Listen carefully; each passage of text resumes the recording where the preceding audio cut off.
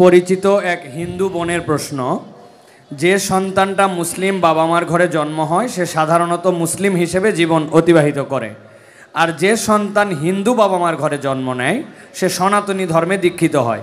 এতে মানুষের তো কোনো হাত নেই, স্রষ্টার চাওয়াতেই তো সে হিন্দু ঘরে জন্ম নিয়েছে, মুসলমান না হলে তাকে কেন জাহান্নামে যেতে হবে? তার জন্য ধর্মান্তরিত হওয়া কি সহজ কথা? ঠিকানা দেবিদ্বার, কুমিল্লা। ধন্যবাদ। যেই হিন্দু বোন প্রশ্ন করেছেন সেই বোনকে আমি বিনয়ের সাথে বলতে চাই, আল্লাহ রাব্বুল আলামিন আমাদের প্রত্যেককে বিবেক দিয়েছেন। যাকে আল্লাহ বিবেক দেন নাই, যিনি মানসিকভাবে সুস্থ নন, সেই লোকটা এই জবাবদিহিতার আওতায় নাই। আল্লাহ যাকে সুস্থ বিবেক দিয়েছেন তাকে তার বিবেক সত্যের প্রতি অনুসন্ধান করার, সত্যের পথ খুঁজে বের করার শক্তি সামর্থ্য দিয়েছেন।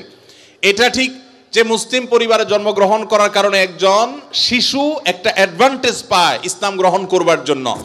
একজন শিশু তিনি অন্য ধর্মাবলম্বী মা বাবার ঘরে জন্মগ্রহণ করার ফলে সে এই অ্যাডভান্টেজটা পায় না, এটা ঠিক।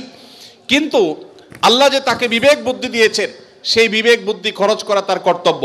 তার কাছে ইসলামের দাওয়াত যদি পৌঁছে থাকে, ইসলাম যে একমাত্র সত্য ধর্ম সেই আহ্বান যদি পৌঁছে থাকে, আল্লাহ কোরআনে বলেছেন ইন্নাদ-দীনা ইনদাল্লাহিল ইসলাম, ইসলাম হলে আল্লাহর কাছে একমাত্র মনোনীত দিন। আল্লাহ বলেছেন ওয়া মান ইয়াবতাগি গায়রাল ইসলামি দীনান ফালান ইউকবালা মিনহু, যে ব্যক্তি ইসলাম ছাড়া অন্য কোনো ধর্মকে দিন হিসাবে গ্রহণ করবে সেটা আল্লাহর কাছে অ্যাকসেপ্ট হবে না। এই যে অ্যাকসেপ্টেড হবে না দিন ছাড়া অন্য, ইসলাম ছাড়া অন্য কোনো কিছু, এই দাওয়াত পৌঁছার পর তার দায়িত্ব হয় তার বিবেককে খরচ করা, এটা আসলেই সত্য দিন কিনা সেটা অনুসন্ধান করা। সে এতটুকু যদি না করে তাহলে সে তো আল্লাহর কাছে দায়ী হবে। হ্যাঁ, যেটা আপনি বলেছেন যে অমুসলিম পরিবারে জন্মগ্রহণ করে ইসলাম গ্রহণ করা কি সহজ কাজ?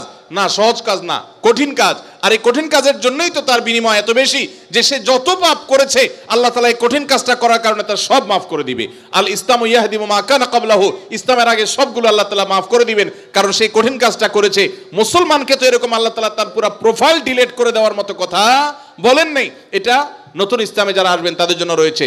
আর যারা খ্রিস্টানদের সম্পর্কে আল্লাহ বলেছেন আহলে কিতাবদের সম্পর্কে যে তারা যদি ইসলামে আসে তাদেরকে ডাবল সওয়াব আল্লাহ তাআলা দিবেন, কষ্ট হবে, ফ্যামিলির বিরুদ্ধে তাকে যেতে হবে, এই জন্যই তো আল্লাহ তাআলা এই রিওয়ার্ডগুলো তাকে দিচ্ছেন। আল্লাহ আমাদের সবাইকে হেদায়েত লাভ করার তৌফিক দান করুন। কাউকে আল্লাহ তাআলা মুসলিম বাবা মার ঘরে জন্মগ্রহণ করিয়ে অ্যাডভান্টেজ দিয়েছেন, কাউকে আল্লাহ তাআলা মুসলিম সোসাইটির মধ্যে রেখে অ্যাডভান্টেজ দিয়েছেন, কাউকে আল্লাহ বিবেক বুদ্ধিতে শার্প রেখে তাকে অ্যাডভান্টেজ দিয়েছেন। অ্যাডভান্টেজ সবাই কম বেশি পাচ্ছে, তবে আমাদের কাছে শুধু নিজেদের দুর্বলতাটাই চোখে পড়ে। আল্লাহ আমাদেরকে হেদায়েতের পথে পরিচালিত করুন, বলুন আমিন। স্বামী আদেশ করলেই কি শ্বশুর শাশুড়ির সেবা করতেই হবে? সেবা করতে গিয়ে অনেক সময় আমি অসুস্থ হয়ে যাই, এক্ষেত্রে ইসলাম কি বলে? ভাইরা আমার, স্বামী যদি আদেশ করে যে আমার বাবা মার খেদমত করো, এখন বোনের প্রশ্ন হলো আমি অসুস্থ হয়ে গেলেও কি স্বামীর সে নির্দেশ মানতে হবে কিনা? উত্তর হলো না।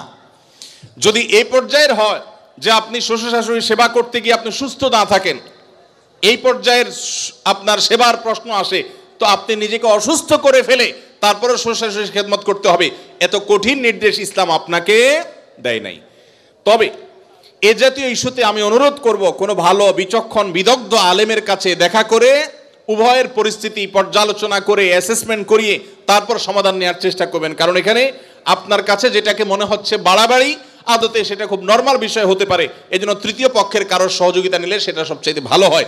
এই প্রশ্নোত্তরের সংক্ষিপ্ত সেশনে আমরা অল্প কথা উত্তর দিয়ে গেলে আপনার ভুল বোঝার সম্ভাবনা আছে। সেজন্য কোনো দক্ষ আলেমের কাছে, বিচক্ষণ ইমাম সাহেবের কাছে গিয়ে দুজন মিলে তারপরে পুরো অবস্থা জানাবেন। শরীয়ত মৌলিকভাবে মেয়েদের জন্য শ্বশুর শাশুড়ির খেদমত করাকে ফরজ ওয়াজিব করে নাই, কিন্তু স্বামীর প্রতি তার যে শ্রদ্ধা ভালোবাসার দাবি আছে, সেই দাবি থেকে যে স্বামীটা সারাদিন আমার সংসার সন্তানের উন্নতির জন্য কষ্ট করে, সেই স্বামীটার অগোচরে তার উপরে কর্তব্য তার বাপ মার সেবা করা। তিনি যেহেতু আমার কাজে গেছেন, আমি তার জন্য একটু হেল্প করলাম, তার হয়ে একটু কাজ করলাম।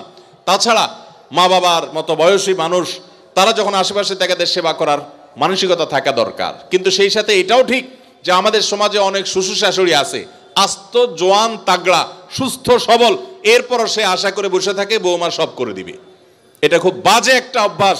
অনেক শ্বশুর শাশুড়ি আছে তারা মনে করে বৌমা ঘরে আসছে মানে হলো কাজের মেয়ে ঘরে আসছে, অতএব আমাদের এটা বাই ডিফল্ট পাওনা হয়ে গেছে।